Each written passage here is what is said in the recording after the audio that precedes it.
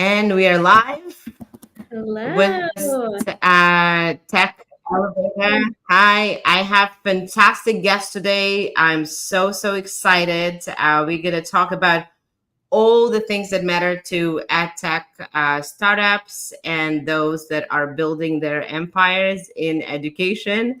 And today I have two fantastic guests from Ordering Advising, Amber and Sonia. So I wanted to let them introduce themselves and tell you why now is the time to focus on operations and compliance. I love it. And we're so excited to be here today. I think EdTech is something near and dear to our hearts and one of our favorite things to talk about on a Friday afternoon. So we're very excited. I'll introduce myself, hand it over to you, and then I'll go into a little bit why I think now is a really critical time to be thinking about this. Really quickly, my name is Amber Audrain. I'm the founder of Audrain Advising, which we started about 3 years ago somehow, which is very exciting. So I've spent about 15 plus years in nonprofits, government agencies, designing and managing various social impact programs, leveraging a lot of strategies, digital transformation, change management, model policy, etc. But over the years, a big part of that work, especially in the education policy space, became supporting entrepreneurs who had this beautiful idea for impact and really wrapping systems around them so that that beautiful idea became a functional for cause entity and really kind of helping them turn that into something that could really live and have some really nice impact. Yeah, and I'm Sonia Peters. Thanks for having us today. I've spent about the last 10 plus years just helping entrepreneurs do what they do best by taking on those operations, finance, and compliance things off their plate. I'm really passionate about those early stage startups and really getting those operational systems in a sustainable place so that once entrepreneurs scale, they can really allow the market and the product to dictate how fast they can scale and not the restrictions that they have on their operations or finances. So it's great to be with you. And then just a little bit about, I'm so sorry. That's amazing. And no, go ahead. Go ahead, Amber. I was just going to say a little bit about, why we're here today, right? I think that there's two pieces we're really seeing a lot of when it comes to the impact on operations and compliance matters for EdTech and software as a service broadly. And so I think, as we all know, we're seeing investors become more risk averse, right? The EdTech market, while had a huge amount of investment during COVID, we're seeing a lot of those numbers return to pre-pandemic levels. I think the other piece is we're increasingly seeing the appetite for EdTech shifting, right? Before it was very B2C, right? That family was the decision maker, but making the purchase, and that was who we're selling to. I think COVID brought the problems, the ingrained systemic issues of education to a systemic level, right? Like what was always true, but that wasn't necessarily working for kids and families, was suddenly under the microscope. And then all of a sudden, EdTech is selling to businesses, right? We're selling to school networks, educational institutions, really at that systems level, and the client has completely shifted. And I think when we think about these two pieces, they really underscore that piece of startups have to be savvier than they ever have been before, right? And when it comes to operations, they have to be really intentional so that those products and services can be scaled to this broader audience without those operational breakdowns.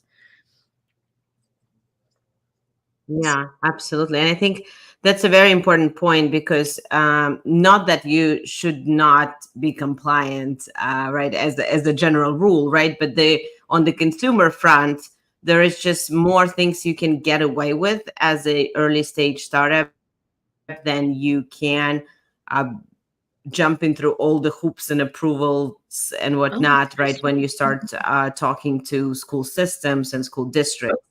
Absolutely. Like we've helped folks go from largely serving directly to consumers or nonprofits to all of a sudden moving to state agency contracts, right? And then that world could not be more different. And just the level of strategic thought you have to have, but also your operations have to be tight. You have to know all of a sudden so much more about why your product is the answer. And it had better do it a lot faster without the breakdowns because the microscope is so different. Yeah, and I think the biggest thing about working with such a larger enterprise, like if you're doing B2B, if you're working with any kind of large enterprises with governments, is those approvals and those things you have to go through, you should be starting that way before you ever want to engage them. Oh my God, especially if you're working with a government entity. I mean, you should start that process months in advance because it takes them so long. If you're going to be working with selling to large enterprises, they're going to want your cybersecurity compliance, and those take months. You should start your SOC 2 now, right? If you are selling any kind of software to any kind of enterprise. So these are just those trends that as we get more security breaches and as we get more restrictions on these things, it's really important to look ahead and to not wait until your customer is requiring you, because I've worked with clients who have been unable to take large contracts because they don't have their compliance in place. Oh, absolutely. And I think when we think about this current context, and if we're going too much, Lana, let me know. We just got a little excited. No, that's perfect. I'm learning. I think when we think about too, like the impact of funding during COVID, right? So all of a sudden, there was all these ESSER dollars in the mix, right? And schools could be more innovative, could do more things. And I think to your point, as those funds go away, and entities and enterprises have to be so much more thoughtful about, is this the tool that I keep? It's got to solve some very real problems for them. Like they've got to feel like, me and my families cannot live without this thing.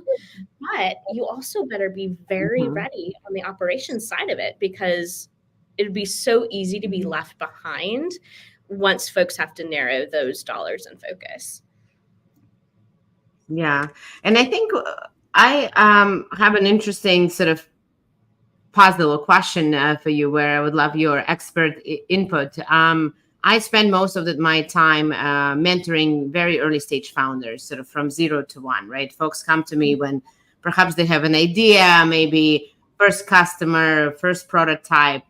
And then my mantra and sort of what we talk about is doing things that don't scale, right? Because your focus in the earliest days is around actually finding that critical pain that your solution solves, and it can take you 20 iterations to actually nail it. Absolutely. But at the same time, you need to be ready to scale and go through certifications and whatnot. So at what stage, or how does one actually balances those two sort of conflicting priorities? I think that's such an interesting question, and I'm going to spend just a second on it. And I definitely think that you're the right one to dig in here. But it's really funny because as we've coached founders over the years, it's like, obviously your ICP matters, right? Your MVP matters. You've got to have that pitch, but that's actually not what's going to get you the dollars, and that's not what's going to make your product stand out in the market, right? Like at the end of the day, it's the operational systems, it's the controls, it's the robust foundations for compliance. So I'm really curious what you would say to that piece, at like what stage that shift you've seen need to shift. Yeah. Well, I think just like everything else, operations and compliance are a muscle you have to flex. So whether you have $1,000 investment from your friends and family, if the second you get that money, you should be tracking your burn rate, right? It may just be like how many staplers you buy, and that's your only expense. But it's really important to start doing that early, because it happens really fast, right? You get that funding and you're going from 0 to 10 overnight, right? So if you've never thought about, where am I going to hire, right? Are you only looking to hire in your own state? Are you hiring remote people nationwide? Because that's a whole different ballgame, right? With your HR and compliance. And it's not something that you can do overnight. If you want to bring on your team of 10 engineers in 10 different states, you have to register in every single state for taxes, for unemployment, for workforce or workplace insurance. So these are all things that you have to think about, like, what is the end state that I want? How am I prepared for that? I'm not going to pay for all those things, right? I'm not going to build all those things now, but I need to have a plan so that when it gets to that time, it's really seamless. And it's like, I've thought about this. I know exactly what the next steps are. Here's where I need to bring somebody in. And just knowing what's ahead, I think helps the founder figure out at what point they need help. I think that's huge. And I think it part of what really matters there, Vlada, and I'm sure you've seen this, is like that focus, pre-seed, seed, and Series A have to be different, right? Like in that pre-seed phase, we need people working on their pitch and that perfect product and understanding what specific pain point they're solving. At Series A, they've got to know those metrics. What are we measuring day to day that drives our efforts and shifts our strategy? But they don't need to be thinking about metrics as much pre-seed, right? At that point, it's like, let's just make this a thing. And so I think part of when you're mentoring folks, as we're mentoring folks, it's where are you in your life cycle? And then let's help you dig deep based on that specific milestone. Right. Completely agree. And I think from my, not to sort of be counter to what you guys are saying, but I think for me, for example, the idea of going through HR compliance in all state was just mind numbing. That's why we use PO, right? We used various systems, right? And I would advise every startup to do that, because you have to focus on what's core to solving your customers' problems reliably, better than anyone else, right? And ultimately, having the systems and processes in place to not only pitch how great your product is, but actually be able to deliver that. And that, of course, comes back to systems. So with that, I wanted to turn it. Yeah, go ahead. I was just going to say, Vlad, I think we completely agree. I think that's when we think about like, just like we coach our founders, right? When we think about like what we do best, it's that capacity ad, right? We're going to take, somebody needs to be owning this and thinking about it every day, but it sure as hell should not be the founder. So let's take that off of your plate so you can really prioritize your capacity, and we can be the ones owning that. So it's not what's undercutting those efforts. And so, yeah, absolutely agree with your point, Vlada. I love that. Yeah. And the other thing that I find is with founders, right, and they talk about sort of CEO being either more visionary or more operationally focused. But I think in the early days, and I joke that CEO means Chief Energy Officer, right, more so than Chief Executive Officer, because everybody's connected to your energy. And those kinds of things, I think most CEOs actually drain energy like nothing else.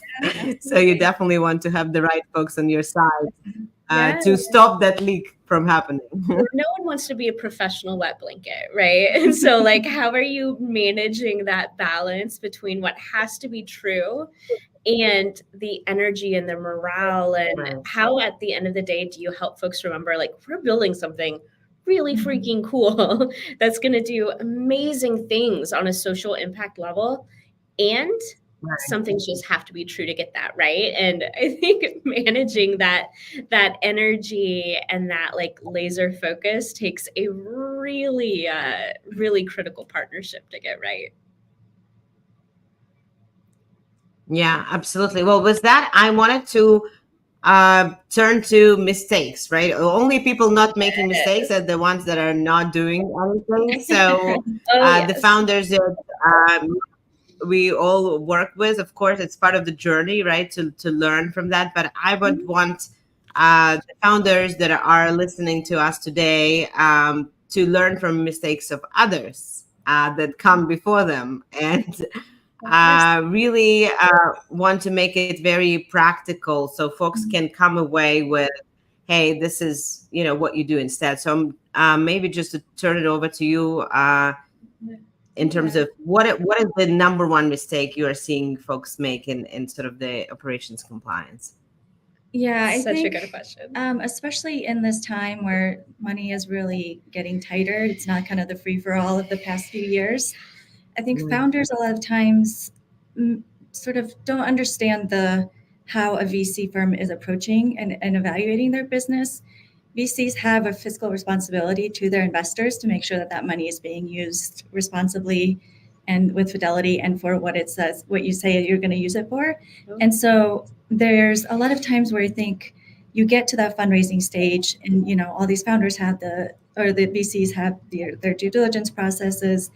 And if you are scraping together your Post-it notes of like, here's my runway, here's the burn rate, here's, you know, my last bank statement, that should tell you something, right? Here's my 10 Google Docs. Yeah. This is fine. This is fine. So I think having those systems in the beginning and really being on top of it is so important, especially for fundraising, because that's going to tell your investors that your money is safe with them, right? You know what you're talking about. You're not wasting money on things you don't need. You're being really responsible with how you're spending it because you know exactly where your money's going and you know how you're spending it. And you're doing, you know, at different stages, you need a different tech stack, right? Yes. Off the bat, you can spend, you know, $100 a month on your software for your operations. And that's totally fine. And it is more Probably than enough for what you need. Yeah, absolutely. And once you scale, that's going to go up. But if they see you have 2 staff members and your, you know, travel budget is like $120,000, they're going to say, you know, what's happening here? Like, do you have a policy for this? We want to make sure that you're being responsible for your money. So I think one of the biggest mistakes is definitely just underestimating how important it is for VCs that you are on top of your finances and your operations, because that's what's going to help you scale. It's easy to go from 0 to 10 employees, but do it in a way where you're kind of piecing things together. Yeah. And if I can add on to that just a little bit, I think the other thing I see folks a lot from the strategy side get really eaten up by is you're talking about folks who've had a certain amount of success in these contexts. All of a sudden, they're scaling their operations, right? And if they haven't really set down those SOPs, this is not only what we do, but this is our approach, and this is why it matters, and are really, really indoctrinating that as the team is growing and they're onboarding, and everyone's going to have the same experience with our product and our customer service. And this is how we handle when things go sideways, because it will. If you don't have that in place, quality slips really fast. And once quality slips, everything else becomes really, you just lose your fidelity there, right? And so I think those pieces have to live together. Yeah, and I think the other mistake is, especially when you start as a founder, as a team of one, and you're scaling up, the founder a lot of times becomes the bottleneck for operations and for things that need to happen. It kind of gets stuck, because if you're the one who's always having to approve every single expense report, or you don't have a process for this or this, and everybody's having to come to you to ask how to do things, that's really like you're holding things up, right? And the founder is driving the team forward, the vision, the product, the go-to-market.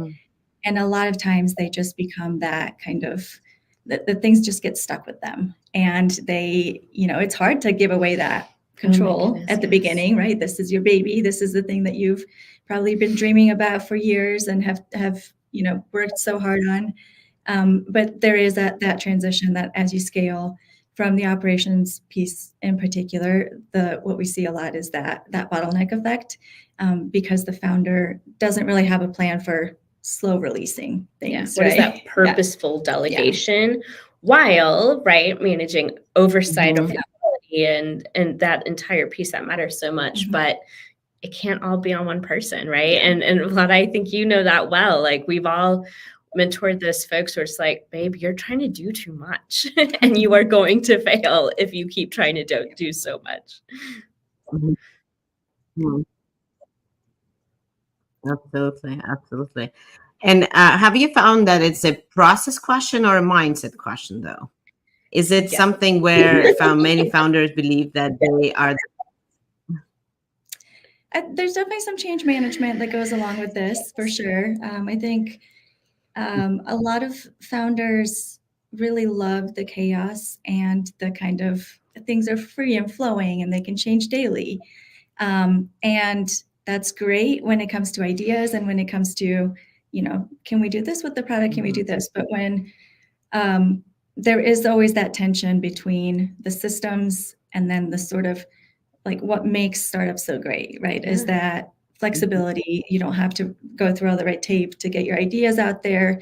There's a lot of really great things that come out of that, the innovation, and I think it's a great way to be as a team, but there has to be somebody who's kind of pulling the reins in. Is that the term? Yeah. Well, and I think that there's two pieces there, right? Like, I think so many of our founders, some of the best leaders we've worked with and seen over the years, they have this laser focus for what must be true. And then you delegate some of the responsibility of designing how to meet that standard. And then I think there's the piece of like, somebody has to own it. Somebody has to be thinking about it. And you have to know as a founder, Vlada, you know this well, you have to know this is my superpower. That isn't. I need somebody really smart to walk alongside me and wrap that up so it can live up to my vision. And I think it ends up playing into both pieces.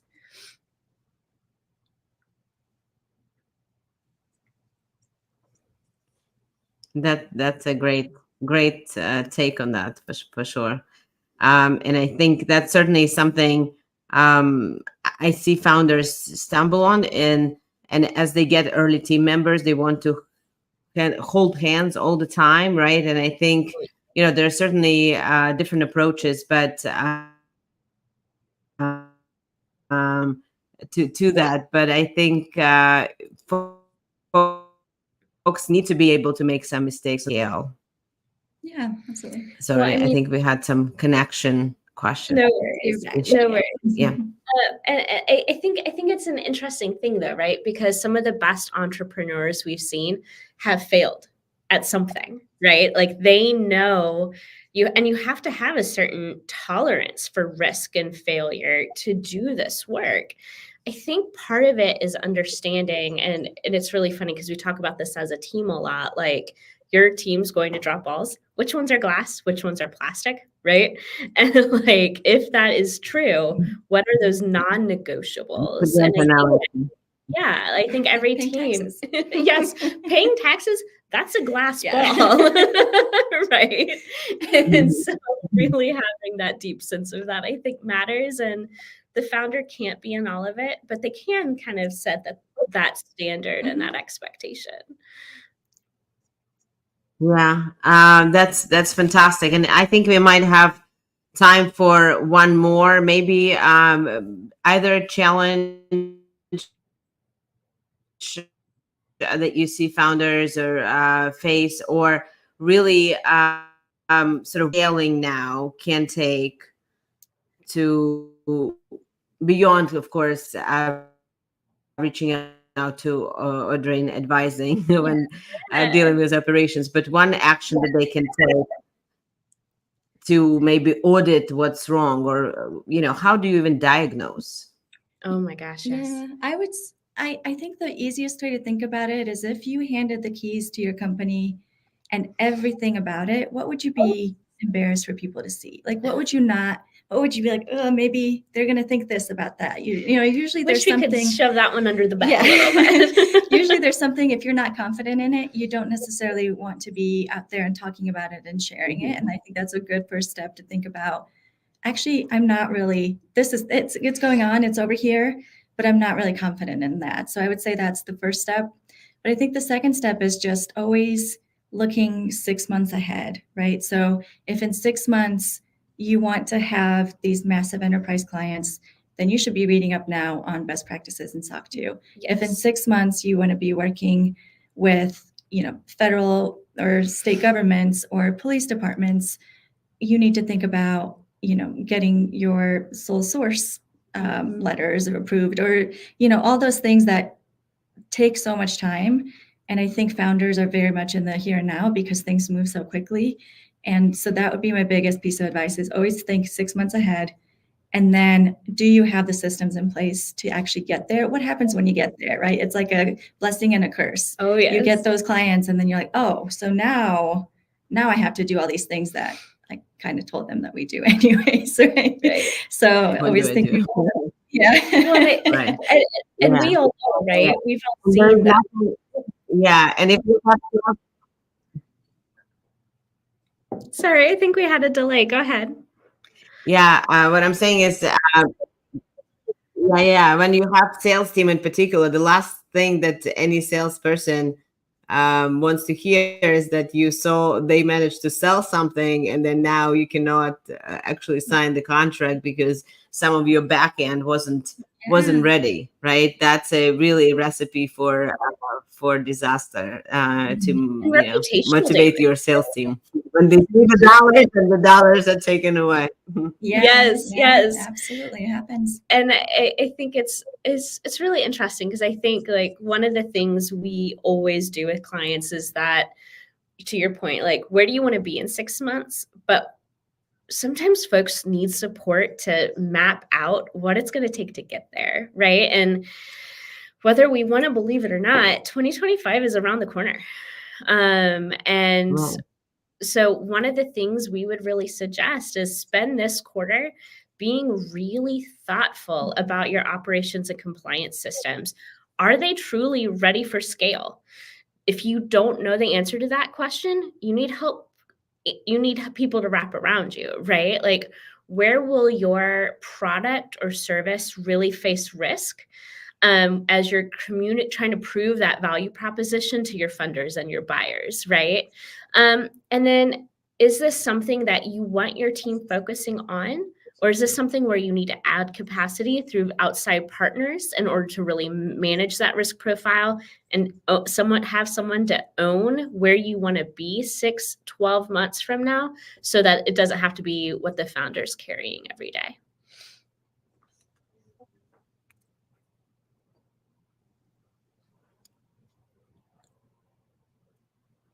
Yeah, and I love the question that you suggested. What are you not talking about but should, right? And that's really one of those things when folks are trying to uh, hide things, and it will certainly come back to bite them. But hopefully they listen to your advice and take the proper planning and actually pull out from under the rug what's there. It's Ahead dusty of under time. there, but it's fine. Yeah. Yeah. Fantastic. Well, what is the best way for folks to reach you if they, how do you get in touch? Maybe you have webinars, maybe I think Yeah. I've seen one coming up actually. So I would love you to share that. Yeah. So always reach out to us on LinkedIn. We're Audrain Advising. You can email me at info@audrainadvising.com.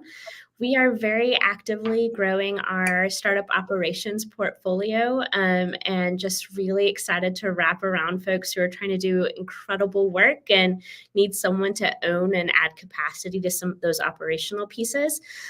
We have a lunch and learn coming up that it is here in Indianapolis, but we will be recording it and posting it as a course as well. So stay tuned for that, and just let us know how we can be a thought partner. We want to be out there in the trenches with people and walking alongside them. So let us help. Yeah, and we'll be publishing some tools for everyone that are free to use for how to just get your operations set up. So we have kind of a template of here's this sample policy, here's this, tweak it, make it your own, but don't start from scratch. There's no reason that if you just have this one person shop, you don't need to be doing all these things from scratch. Just start with this, tweak it as you go along. Here's some suggested tech stack things. So we'll be sharing that as well to just help founders kind of get that first step, because it's really, once you get started in it, it's not as intimidating as it sounds. Fantastic. Well, thank you so much.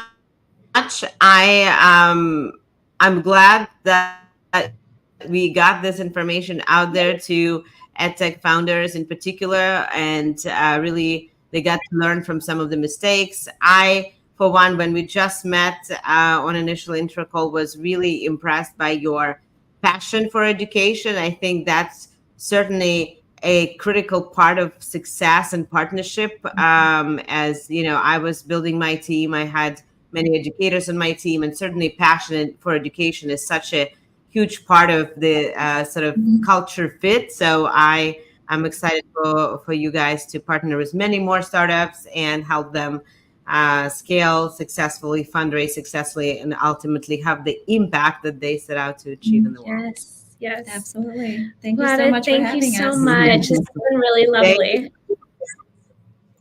Thank you.